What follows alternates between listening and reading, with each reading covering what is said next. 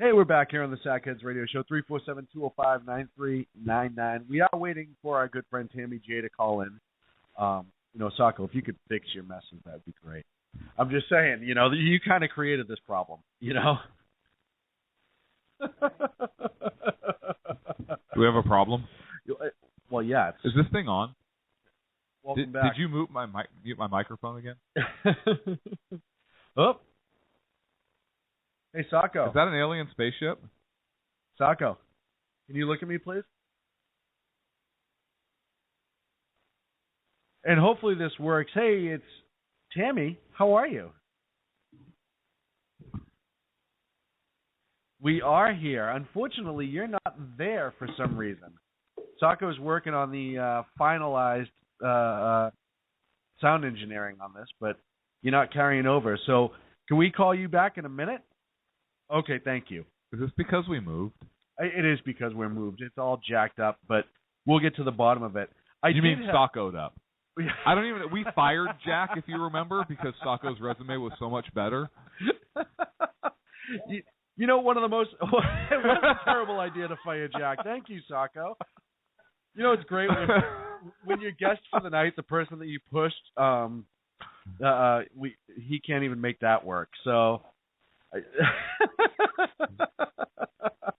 Hey, there was another article while we're trying to figure this out that popped up to me today, and I just kind of want to talk about it real brief, is that the two Americans that were the former Navy SEALs were found dead on the Mearsk, Alabama. Yes, the ship from Captain Phillips, the Somali Pirates ordeal. Yeah, and not much information's coming out. They weren't on duty. They weren't under attack. But it's just really bizarre. The two former Navy SEALs, and I hope it wasn't something, And the circumstances weren't very clear. Right. That's the thing, that nobody's giving any information at all. It wasn't like, hey, unfortunately it was a carbon monoxide poisoning or something like that, where you're like, oh, well, it's obviously a tremendous tragedy, but okay, it's understandable. This can happen anywhere. This was just complete. Hey, yeah, two Navy SEALs passed, and we're not telling you why. Yeah, not, hey, they were found with gunshot wounds, not, hey, they were ambushed. I mean, nothing. There's That boat is bad news. Yeah. Okay, so I'm just spitballing here. Okay. When was the last time anybody has seen the Flying Dutchman? Look, I'm not saying that this ship is the Flying Dutchman. I'm just saying that the Flying Dutchman and this ship have never been seen together. Yeah, no, you're right. I'm not saying you're wrong. You're 100% right. Those two have never been seen in the same place. Okay. But it's just a tragedy. And especially they're there. I think they're with a company called Trident, and they're essentially, I think that's a government-run company or a government. It's a contract company. Yeah, government contracting company, and they're providing security to these ships. So, it really is sad, and I hope they give us a little bit more information about that, because it's going to be interesting to see what exactly happened.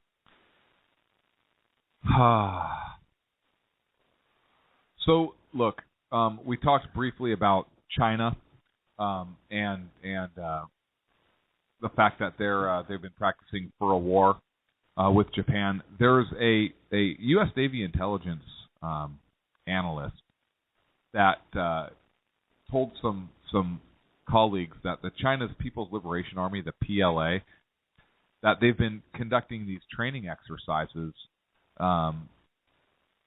incorporating a scenario in which China's military takes over the Senkaku Islands, near which are located near Taiwan. And there's a Captain James, I believe it's Fannel. It's pronounced. He's Deputy Chief of Staff Intelligence and Information Operations for the U.S. Pacific Fleet, said that, quote, "We witnessed massive amphibious and cross-military region enterprise." Again, quote, "We concluded that the PLA has been given the new task to be able to conduct a short, sharp war to destroy Japanese forces in the East China Sea, followed with what can be expected seizure of the Senkaku or even a southern Ryukyu Island," at least some of their academics say. So again, I saw this article, and FoxNews.com had a really good version of the article, and they had some of these quotes from Captain Fannel, and it's really scary. I know we touched on it earlier, but if you have China that's really practicing and undertaking a quote short, sharp war with Japan, first of all, how do we stop that? Because look, we have to be committed, right? If Japan's attacked and Japan goes to war, and they lose these islands, the U.S. would have to get involved. Correct? Well, yeah, because that's, I mean, they are a very close ally of ours. Right. There's a reason why we're stationed in Okinawa, and we have been for years. There's a reason why we have such close trade with them. They are a close ally. Look, and how far is China willing to go? What are their? We know they have severe energy needs. Yeah. If they take those islands and they are occupying portions of Japan, why did the Japanese attack Pearl Harbor? Why did the Japanese draw the United States into the war? So we would rebuild them? Right, because they knew we were going to completely kick their ass. Look, Japan needed energy. Right. Japan needed energy, and the United States was embargoing them, and they needed to end that. They had policies in place that were really making it difficult for Japan to get the resources they need. So they felt they had no choice other than to attack the United States. Now, if portions of Japan are occupied by China, does China have the ability to reach the Hawaiian Islands and deal a critical blow to, look, almost like a Pearl Harbor 2, right? Well, because where would Japan's support be coming from? It'd be coming from Pearl. That's where a large portion of the Pacific. So Pearl, and you have some at I believe you have a carrier group in San Diego, right? So if China is able to take those islands in Japan, are they able, and I don't know their capability, are they able to reach out and touch the Hawaiian Islands to disable the U.S. fleet there to prohibit a U.S. response? I mean, we're drawn in, right? Let's look at this, first of all. Let's say they do this quick strike on Japan, right? Mm-hmm. And that shows that they're really starting to press the waters, and they're really starting to press out. What's next? Are the Philippines next? Because they're right there. I don't know if they're going to try to jump the water that quick, but will they get a couple of key places where they're our allies? You know, they're going after our allies to test our response, and then if they get a foothold in both countries... I don't think they're testing our response. I think these are the islands that have kind of been in dispute for a long time. Right. But the fact that they're recognized as part of Japan... Oh, no, I understand, but I'm just saying, you know, you have to look at their game, you know, and where they're going to go and what they're trying to try to do. Or what if they say, oh, yeah, by the way, we had the northern part of Japan back in, you know, whatever, 19, whatever, or 18, whatever. Uh-huh. And then, so they're like, well, we have to try that too. And then let's get on to, somebody brought up in the chat room, Taiwan. You know, what if they really start getting that ball rolling? If they start doing kind of what Russia did, and all of a sudden they start taking all these islands that used to be involved in China or part of China natural to try to reclaim them. Mm-hmm. And expand further and further and further. And then you start talking about their oil needs. I mean, let's say they're the biggest consumer of gasoline next to us. If not, I think they may have surpassed us in the world. Well, China has spent over $1.5 million to improve certain facilities in the South China Sea. They've developed ports. They've had surveillance systems put into place, water purification systems. I think they put in some airfields. Why are they building that up? And look, the U.S. has been trying to strengthen our ties with China, right, including military ties with China. Yes. So does China think we're so weak that we're not going to provide any kind of counterattack, or do they believe we're more allies? They own X amount of our debt, so we're really not going to do anything. I don't know. Or hey, you know what? That's the thing. If you do something, we have the ability to reach out and touch your Pacific fleet as well. I don't know, but it's scary to me. And look, I understand that China is really kind of an up and coming global power, right? Right. They're like they're like they're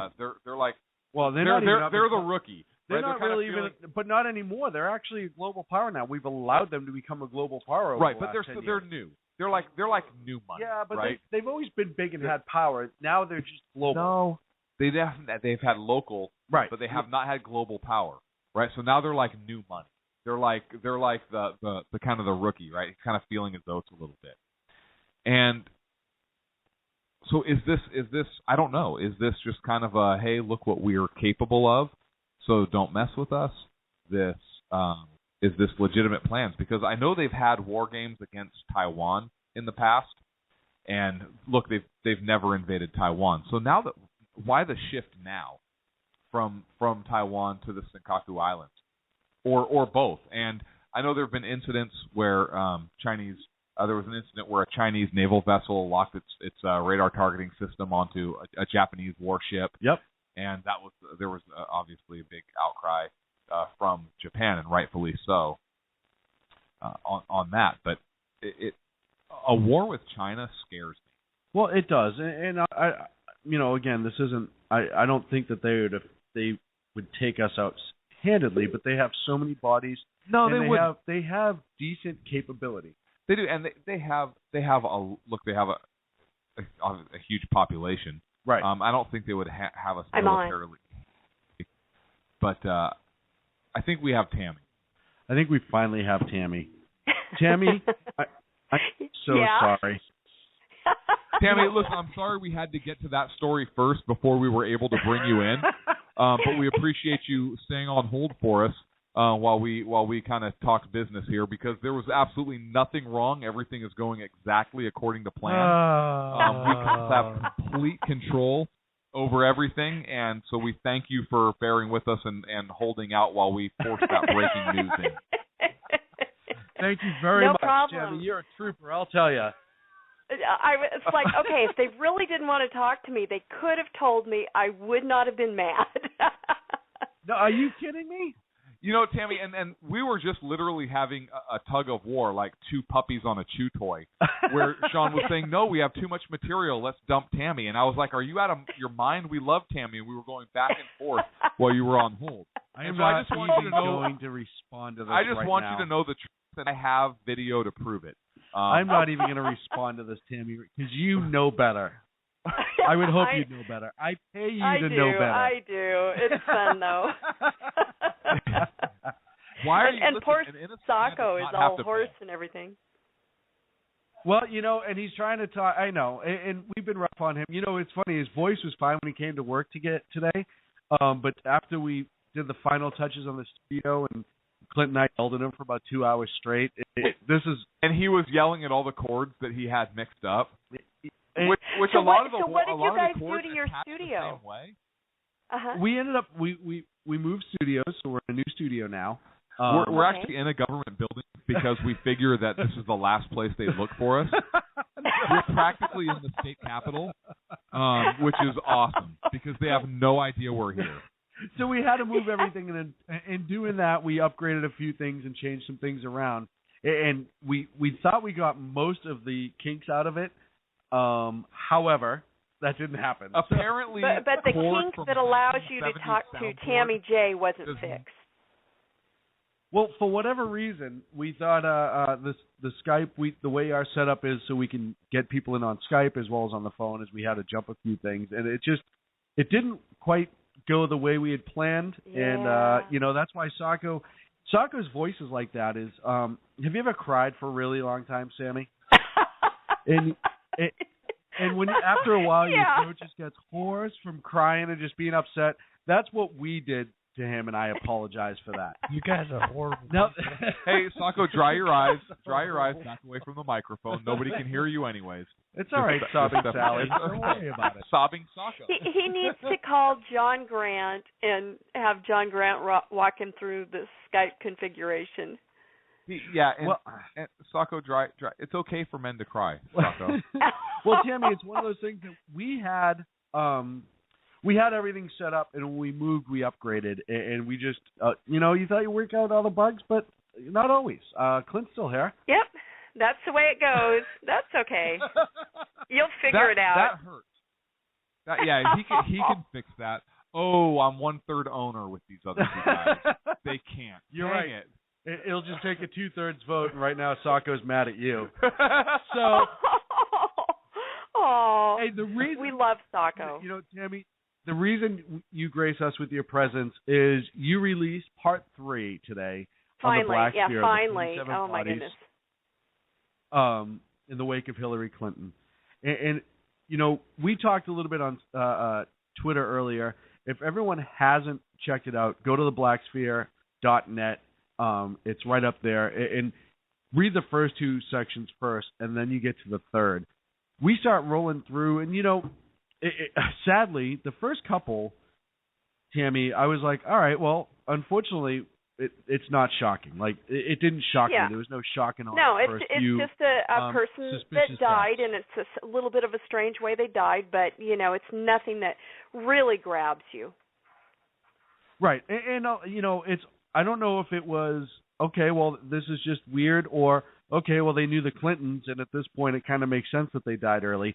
But then... then you get to page 7. Yeah. Then you get to page 7.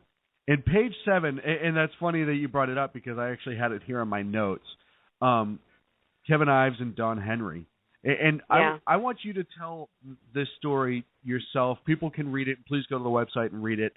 And make sure you know how awesome Tammy is.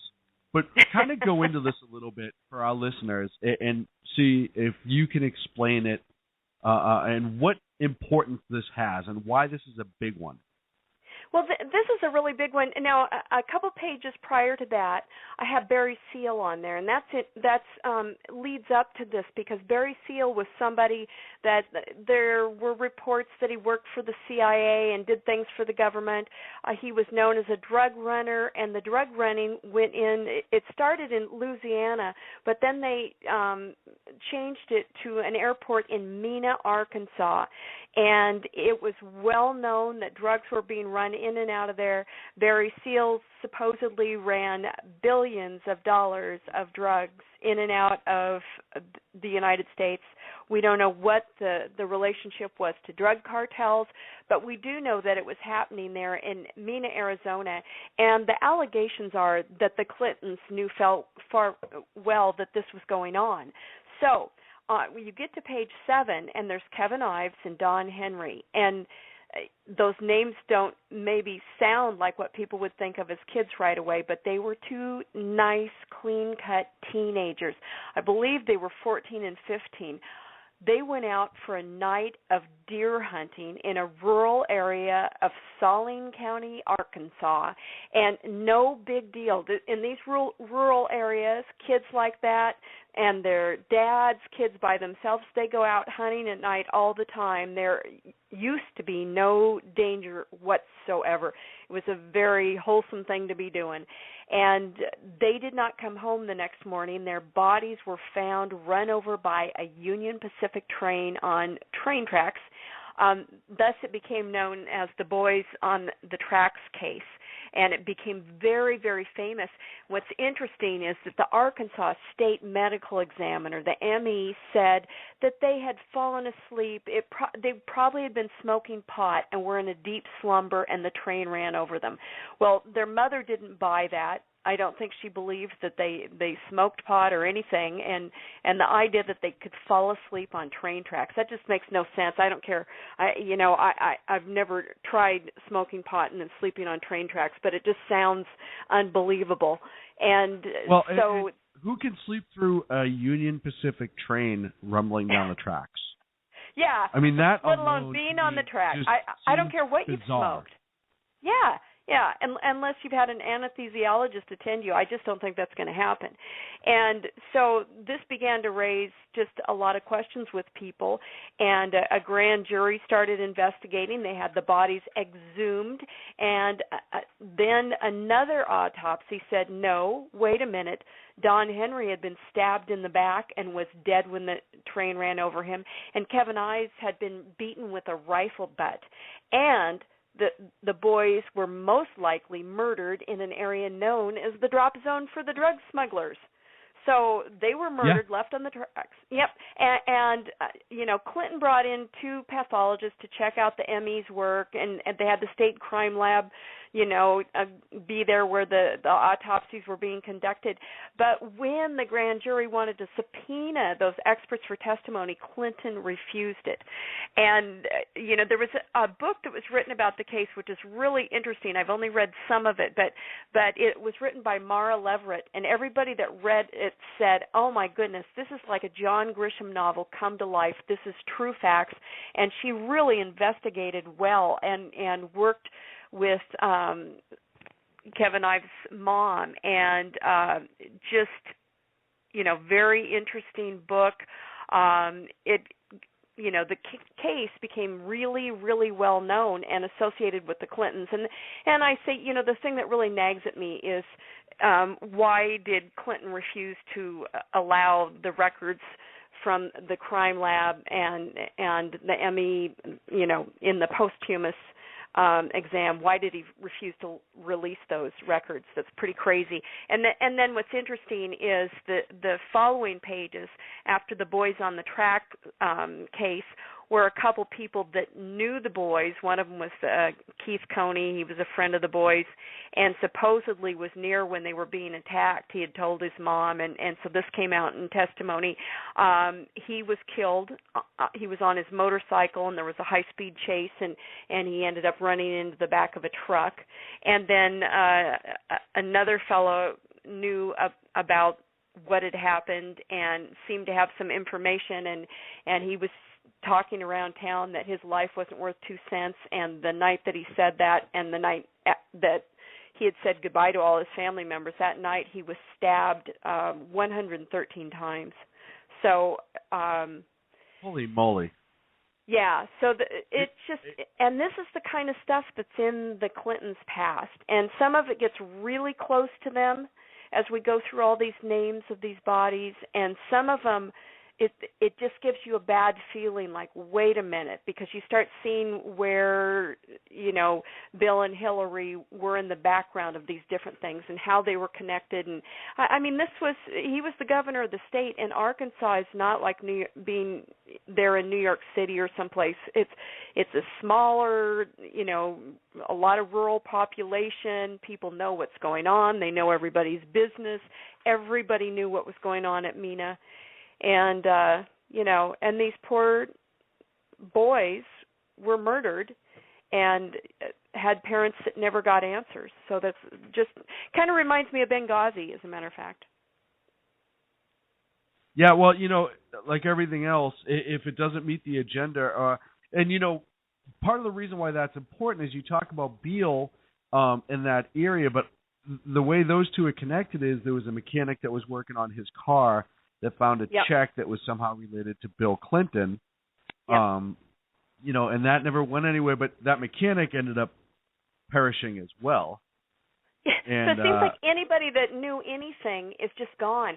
And I have to tell you guys, I have, I've received a lot of emails, and I've received emails from people that were in that area that knew people related to all these different deaths. And one gal checks in on me every so often. You okay? Nobody's coming to your door or checking on you or anything, are they?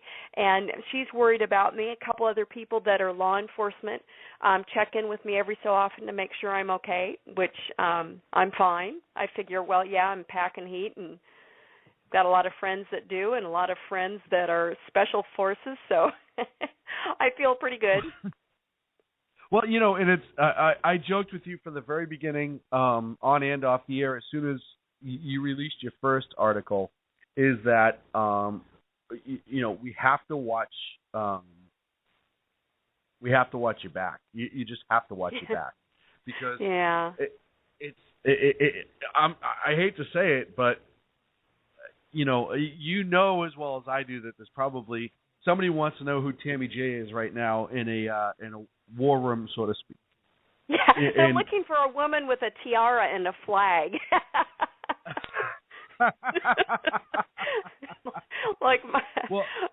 Which maybe it's a good thing I don't change that. Throw them off the track. Please keep it the same way at all times. And also, if I were you, I'd go around dressed. Wear stilts under your clothes. Make yourself 6'3" when you go out in public. Just mess it up the best way you can. Hide the blonde hair. For our listeners, if you haven't read these articles yet, it was funny. I was talking to a Clinton supporter earlier today when you first put this out, and I said, my friend has an article, and my friend wrote an article about Clinton, and he just kind of rolled his eyes, and I said, well, let me give you a little history on it, and I started going through kind of piece by piece from the beginning, and at first I was like, the first couple ones you're like, all right, well, everything comes in threes. I mean, you hear that all the time when celebrities. Yeah, and everybody knows someone that's had some kind of weird death. And then as time has progressed, you can't have that many people close to you and on certain specific instances with you that all of a sudden start to perish at an alarming rate, and all within a short time period. I mean, I think a overall, lot of them in strange ways. Like how many airplanes really, really blow up and explode and then crash? Was there and then how many times does the NTSB not release crash information? Yeah, why do they not release records? Yeah, and most of that is standard. Actually, most of that is standard what they release. Entire reports of space shuttle disasters you can find were online, released but these for specific Challenger ones and Columbia, you but you can't find for a little private plane that went down. And as you say in your thing,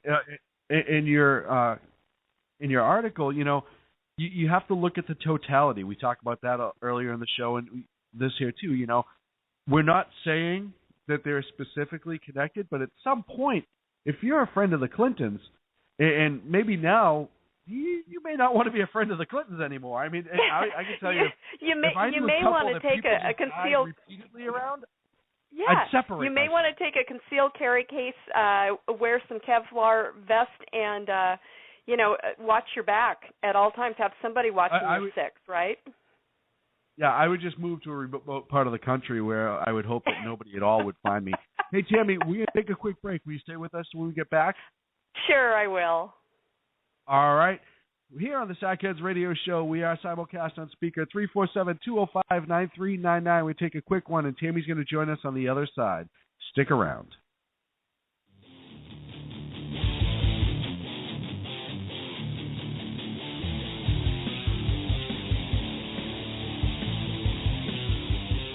Make it happen, Doc.